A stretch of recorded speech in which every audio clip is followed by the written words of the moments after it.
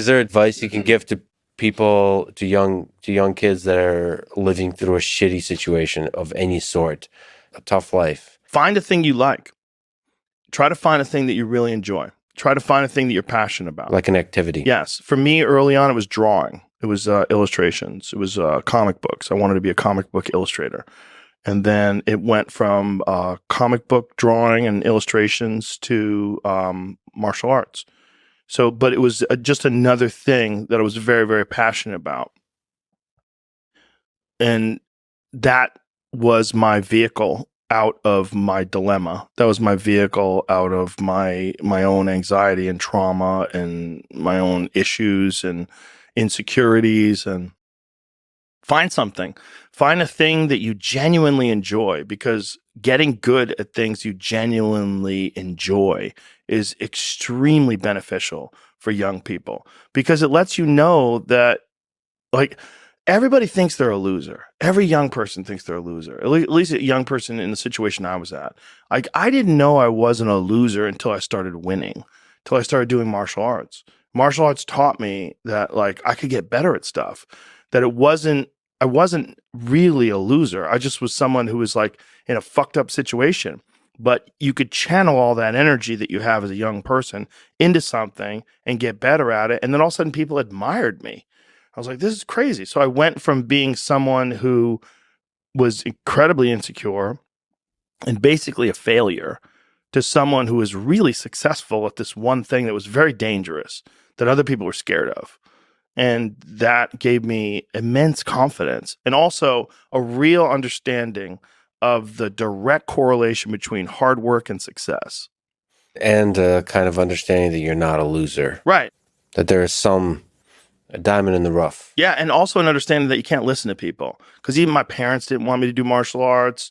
They didn't want me to fight. They didn't want me to do stand-up. There's, like, you have to understand, like, who you are, and then in the face of other people's either criticism or, you know, lack of faith in your ability to succeed, you push through, and there's great benefit in that. And then you realize that you can kind of apply that to other things in life. You can apply that to critics. You can apply that to social media commentators. You can apply that to a lot of things. Okay, what about young people in their 50s? Can you give advice to, like, imagine you're sitting back, probably still here in Texas, in your 90s, looking back. What advice would that guy give to you today? Or, like, people that have done some shit in their 50s, you've gone through a hell of a life. There's potentially some incentive to settle down. You got a great family to relax. But maybe there's some incentive to still do epic shit. Still be David Goggins running in the middle of the desert, screaming shit into a camera. If you're David Goggins, you have to be David Goggins. I don't think there's a path for that guy that exists at this stage of his life other than that. Do you think he'll be 70 and still screaming? Yes. Okay. 100%. 100%. If David and I are alive, we're both 70. He's gonna call me up and say, "Stay hard, motherfucker." Yeah. Guaranteed. So lean into whatever the fuck you are at this point. Well, if you're enjoying it, but if you're not enjoying it, rethink your life. Try to figure out why you're not enjoying it. You still think it's possible to shift things in your 50s? Yeah. If you're alive, you can get better. No matter what. Yeah, no matter what. If you're alive, you can shift things. I mean, if you're 90 years old and, you know, you have a month to live, you could apologize for the things you think you did wrong and maybe sort of reconcile and shape relationships that you have with the people that are around you better so that they feel differently about you after you're gone. Yeah, I always love people in their 70s who are like getting back into dating or something like that. Yeah. I was watching a video about a woman who's in her 60s who just started powerlifting. Nice. Yeah. And same with jiu-jitsu. You see people get into jiu-jitsu. Mm-hmm. Like a white belt that's like 70. Yeah. There's a lot of, if you're alive, you can get better at stuff. And I don't think people are happy if they don't have puzzles and complex tasks and things that are interesting to them, whether it's an art project or whether it's learning something completely new like stand-up comedy. Like doing things that are difficult it's as much of a nourishment of the mind as food is a nourishment of the body. I think you need things that are puzzling to you, where you have to find your own human potential in the difficulty of the task and work your way through things. At least for me. For me, I mean, I can only speak for me because I'm the only life that I've ever lived that I'm aware of. And in my life, that has been 100% constant. I am a very happy person, and I have never had a moment where I'm not doing difficult shit. Yeah. Ever. What matters most is how well you walk through the fires. You just keep starting fires for yourself to walk through.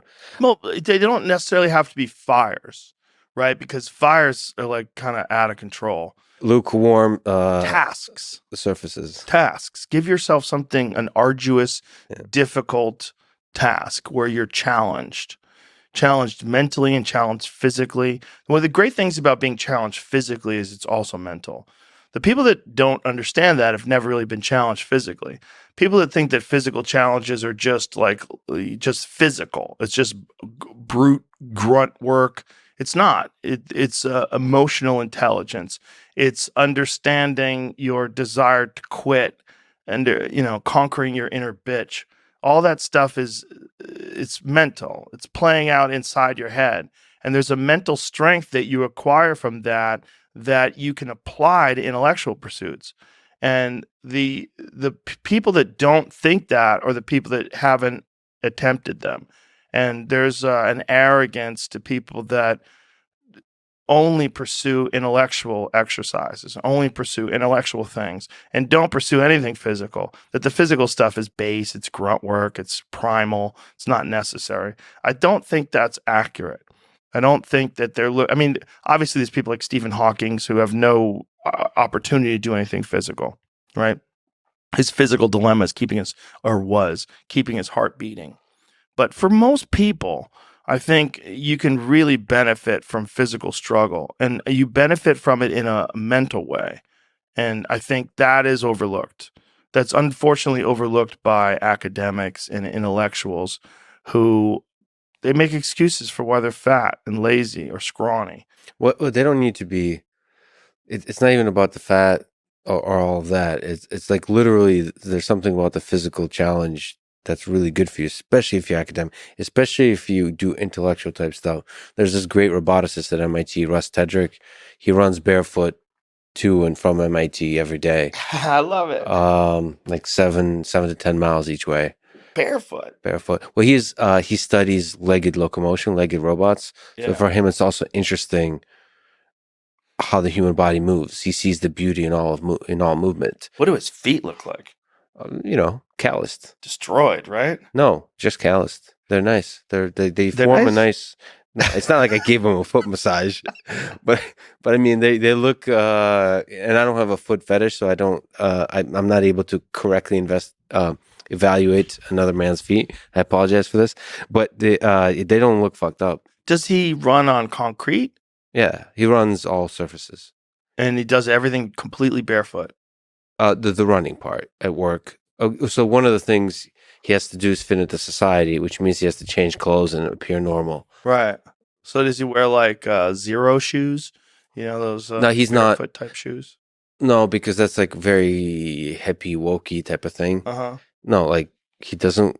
He's barefoot when he's running, and then he wears like normal looking stuff, like dress shoes. How did he work his way up to running barefoot? So he was significantly overweight. And his advisor, this other famous person at MIT who was a roboticist, took his own life, and that made him Russ face his own mortality.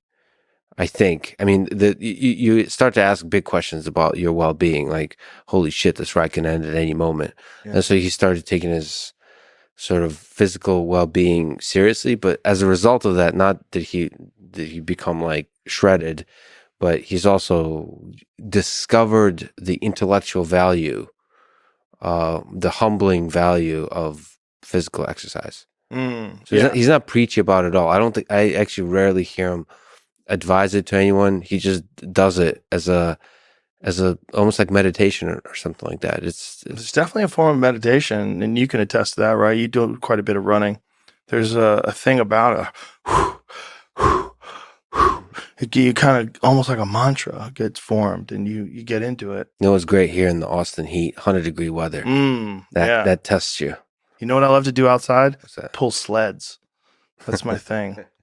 I love to pull sleds outside in the heat. Yeah, I did it today.